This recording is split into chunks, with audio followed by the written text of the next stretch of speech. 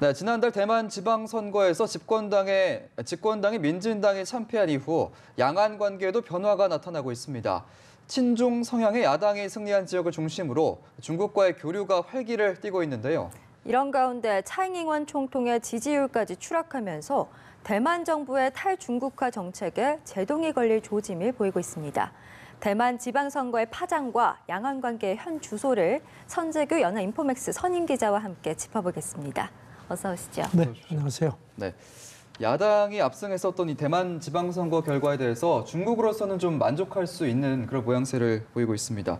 선거 이후에 이제 대만 정부를 거치지 않고 친중 성향을 띠고 있는 지자체와 직접적으로 중국이 접촉을 시도하고 있다고요. 네, 집권 민진당이 참패를 했죠. 예. 그러니까 중국 쪽에서 그 중앙 정부를 상대하기보다는 특히 이제 6곳 그 시장 선거에서 4곳이 그 민진당이 졌습니다. 예. 이 지역을 중점으로 이렇게 파고드는 그러면서 경제적으로 선심을 주는 그런 공약을 아주 쓰는 모습인데요. 예. 지금 그래서 이제 이런 그 투자도 강화하고 그래서 중국하고 가까운 게 경제 살리기에 도움이 된다는 예. 그런 그 이미지를 좀 부각시키려고 노력하는 모습입니다. 예. 네, 뿐만 아니라 또 중국은 대만인에게 각종 혜택을 제공하는 그런 정책을 내고 있다고 하는데 뭔가 이런 우호적인 정책을 통해서 좀 대만 끌어안기 전략을 구사하고 네. 있는 것 같습니다. 선거 전에 이미 지난 3월에 그 교류 확대 방안이라는 그런 방안을 냈습니다. 그래서 31개 분야에 대한 어떤 그런 혜택을 주겠다고 했는데 예. 이를테면 중국이 해외 인재를 유치하는 프로그램이 있는데 여기 대만 사람들도 끼워주겠다. 그다음에 중국의 각종 그 국가 기금이 있는데 이것도 신청하면 주겠다는 선심 공약을 썼고요. 예. 그리고 이제 그다음에 이제 대만 사람들이 중국 본토에도 많이 삽니다. 네. 그래서 이제 거기를 대상으로 해서 그 어떤 카드, 그러니까 신빈증을 주었는데 스마트 카드 같은 건데 이거를 이제 발급받으면은 예. 중국 본토 사람들하고 똑같은 공공 서비스 혜택, 뭐 취업이라든가 운전면허 취득이라든가 교육 보조금 같은 거 이런 걸 받을 수 있는 그런 혜택을 또 줬습니다. 예. 그래서 벌써 지금 본토 대만인이 이 카드를 한 2만 명 이상이 받았습니다. 그다음에 이렇게 중국 국가기금에 신청한 대만 학자들도 많이 늘어나니까 중국 당국이 효과가 있다고 보고 더 확대를 하겠다는 그런 방침입니다. 예. 네. 이런 상황에서 이제 대만 지방선거에서 스타로 떠오른 인물이 있죠. 한거위. 네, 한류라고 예. 하죠. 네. 이 민진당의 원래 텃밭이었는데 가오슝이 네. 이 지역에서 시장으로 당선이 되면서 좀 상당히 돌풍을 일으키고 있는데 당선 이후에 계속해서 이제 친중 행보에 나서고 있는 모습이죠. 이 사람은 당선되고 나서 구의 공식에 기반해서 그 중국과 교류하겠다. 이 구의 공식이라는 게 1992년에 중국이 이제 대만을 좀 약간 달래려고 예. 그 서로 명칭은 다르게 쓰지만 하나의 중국이라는 거를 딱 못 박았는데 네. 지금 민진당 차잉원 총통은 이걸 인정하지 않고 있습니다. 예. 그렇죠. 그런데 이 한구와 이 사람이 뭐 아주 노골적으로 나옵니다. 그저께 중국 샤먼에서 그 양안 그 기업 고위급 회의가 열렸는데 예. 거기 갔습니다.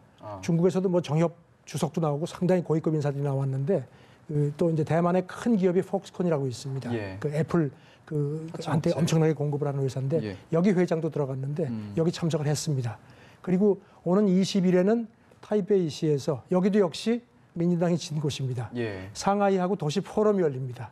지금 이런 식으로 해서 중국이 아까 말씀드린 대로 각계격파 작전 아주 노골하고 있습니다. 예, 그렇군요. 네, 중국 입장에서는 가오슝 시장의 이런 행보가 참 반가울 것 같은데 여기에 호응하듯이 이제 중국이 최근 들어서 가오슝을 관광지로 부각시키려는 움직임을 보이고 있다고 하던데 좀 어떻게 보면 둘이 상부상조를 한다 이렇게 봐도 될까요? 중국의 단체 관광객이라는 게 뭐 엄청난 그 구매력을 가진 거니까요. 예. 그러니까 중국 그 당국이 아주 곧 단체 관광객들이 대만에 많이 가는데 특히 가오슝으로 많이 가고 있다. 그러면서 네. 아주 좋은 케이스다. 뭐 이런 식으로 강조를 했습니다. 네. 예. 이런 식으로 해서 이제 계속 이제 선심 공약인데 뭐 아시겠지만 2020년에 지금 대만 총통 선거가 있습니다.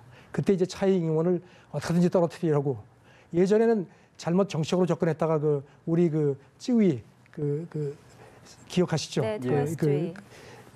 대만 깃발 들고 우리 연협으로 나왔다가 중국에서 발끈해가지고 예. 오히려 역효과가 났었죠. 그러니까 네. 이제는 이제 그런 거 손 떼고 선심 공약으로 나오는 모습이 아주 완연합니다. 예. 네. 참 이렇게 단체 관광객만 움직여도 좀 파급력을 줄 수 있다는 게 참 어떻게 보면 중국이 대단한 것 같기도 하고요. 네. 예. 이번 선거의 승리로 아무튼 이제 한거위 당선인이 대만의 좀 차세대 정치인으로 떠오르고 있고 네. 반면에 차이잉원 총통은 계속해서 지지율이 떨어지고 있습니다. 대만 정치 지형 변화 좀 어떻게 보십니까? 대만 언론이 이제 선거 끝나고 나서 그 이제 12명의 그 유력 정치인들 그 인기 조사를 했습니다. 예. 그랬는데 예상대로 차잉원 총통의 지지율이 15%, 12명 중에서 꼴찌였습니다. 예. 그리고 저희가 방금 얘기했던 그 한거위가 뭐 단연 1위입니다. 62% 지지율. 어허, 예. 그리고 이제 지난번 2016년 선거 때 차잉원한테 졌던 그 국민당의 그 마잉주 전 주석도 36%. 지금 차잉원은 뭐 이런 일반 지지뿐만 아니라 민진당 내에서도 지금 지지율이 엄청나게 떨어졌습니다. 네. 그래서 지금 다음 선거에 후보로 나갈 수 있겠느냐 뭐 이런 그 약간 회의적인 시각까지 있습니다. 네, 예. 정말 이렇게 되면 이제 차잉잉원 총통이 펼쳐왔던 탈중국화 정책에도 좀 제동이 걸릴 것 같은데 하지만 이런 지지율 추락에도 불구하고 차잉잉원 총통이 꿋꿋이 마이웨이 행보를 이어가고 있다고요.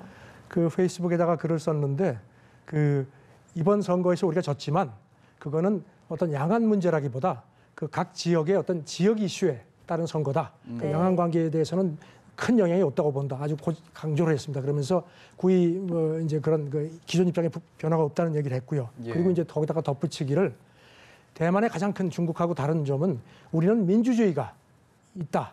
이거는 중국하고 큰 차이다. 이런 식으로 얘기를 했는데 어쨌든지 지금 민심은 상당히 지금 등을 돌리고 특히 20대, 30대가 차잉원 총통한테 많이 실망하고 있다는 그런 네. 분석이 나옵니다. 예.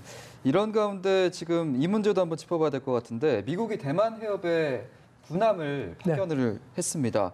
이게 대만 지방선거 끝난 직후의 일이고 그래서 시기적으로도 그렇고 좀 이게 과연 어떤 메시지를 주려는 것인가 이것도 한번 짚어봐야 될 것 같습니다. 중국하고 뭐 계속 기싸움했죠. 지난 네. 7월, 10월에 한 차례 그러니까 대만 해역의 그 공해상으로 통과한 겁니다. 중국이 뭐 그때도 굉장히 발끈했죠. 근데 선거 끝나고 또 그 함정 2척을 또 보냈습니다. 보냈는데 뭐 이제 계속 이제 기싸움 차원인데 중국 외교부에서는 구의 원칙 명심해라 하는데 뭐 기분이 나쁜 표정이 아주 역력합니다. 예. 네. 중국 입장으로서도 상당히 좀 심기가 불편할 것 같습니다. 불편합니다. 예. 네. 중국의 입장에서 이제 앞으로 대만의 정치 지형의 변화와 관련해서 앞으로 좀 대만과 중국 또 중국과 미국의 관계 좀 장기적으로 어떨 거라고 좀 보십니까? 일단 지금 아시다시피 지난번 그